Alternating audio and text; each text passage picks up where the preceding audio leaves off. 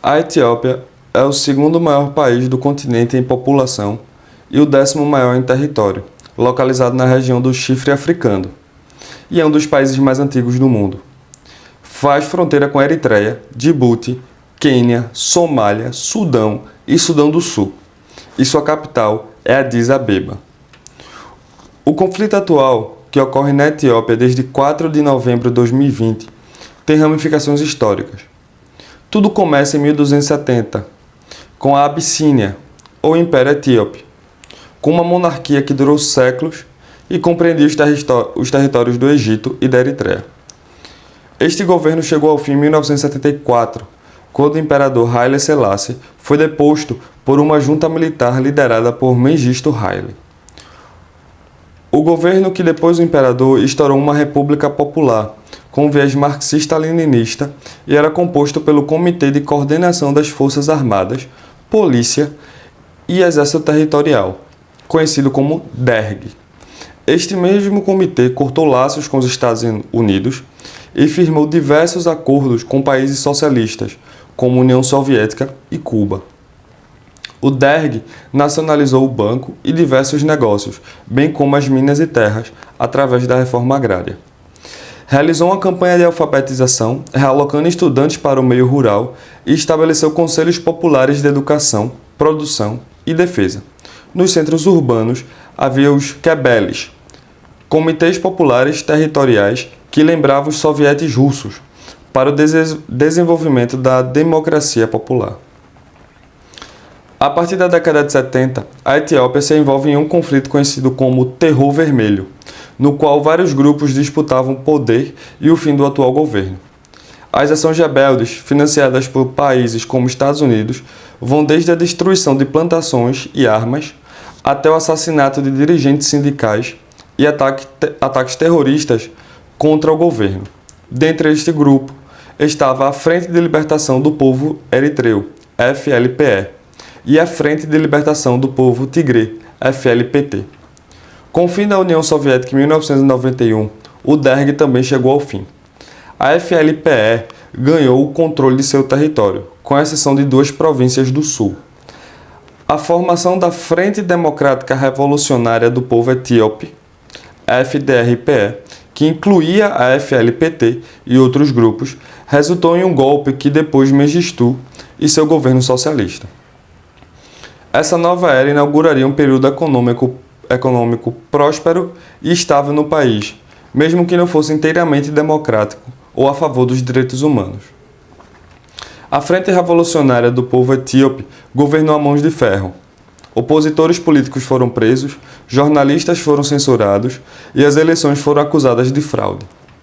Após os governos dos primeiros ministros Meles Zenawi e Haile Mariam Desalegn, a próxima pessoa escolhida para se tornar primeiro-ministro do país foi Abiy Ahmed, o primeiro líder representante da maioria étnica, os Omoro.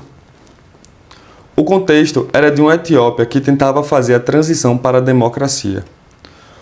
O governo de Abiy Ahmed tinha várias propostas, começando com um projeto nacional para construir um país inclusivo, no qual todos os etíopes pudessem encontrar seu lugar, independentemente da etnia, e transformar o país em um sistema democrático liberal.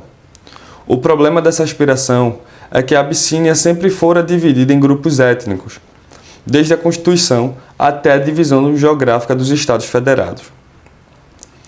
Além do que já foi dito, a medida mais significativa do governo de Ahmed, que teve repercussão internacional, foi a resolução da disputa territorial com a Eritreia, que rendeu ao primeiro-ministro o Prêmio Nobel da Paz.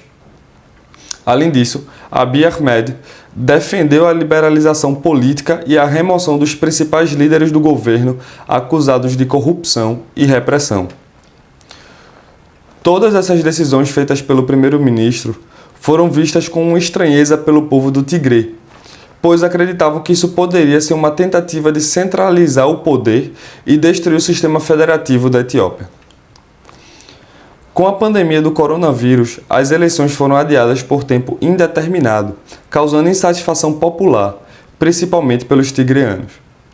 Por isso, a Frente Libertadora do Povo do Tigré acabou por decidir fazer suas próprias eleições, o que foi considerado como um ato inconstitucional e ilegal pelo primeiro-ministro.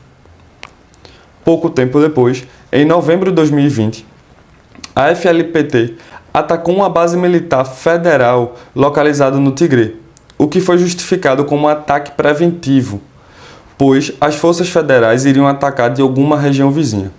O resultado dessa prevenção foi uma operação militar contra a liderança do Tigré, ordenada pelo primeiro-ministro, a qual teria uma vitória rápida e sem derramamento de sangue.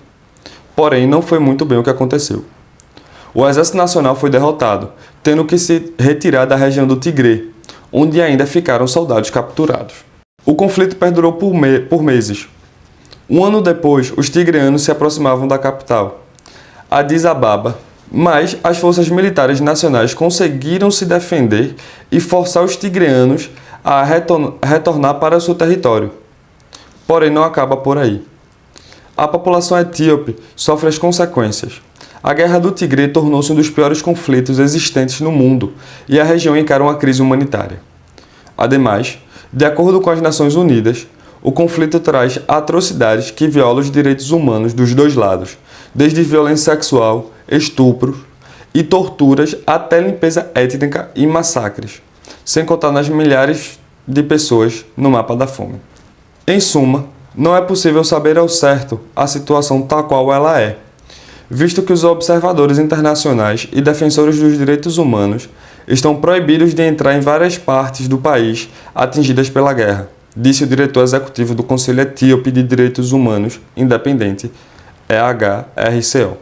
Acredita-se que o governo etíope bloqueou os serviços básicos na região do Tigré, como energia elétrica, bancos e até telecomunicação, de acordo com um diplomata estadunidense. Além disso, mesmo a comunidade internacional querendo ajudar, enviando caminhões de ajuda humanitária, por exemplo, o governo etíope bloqueou essa medida em julho de 2021. E a OMS não está mais autorizada a enviar medicamentos e equipamentos médicos para o Tigré. A Abiy Ahmed não queria tentar um acordo com a FLPT. E, em uma publicação sua no Facebook, sugeriu, abre aspas, todos os etíopes têm a obrigação de morrer pela Etiópia, fecha aspas. E os, abre aspas, terroristas do Tigré, fecha aspas, devem ser, aspiadamente, enterrados. Após 16 meses de conflito, que deixaram mais de 5 milhões de famintos em território etíope, o governo do país declarou trégua de sua parte e esclareceu que seu povo já teria sofrido o suficiente, evidenciando ainda que a vida dos povos do norte só teriam a melhorar com a recíproca dos tigreanos.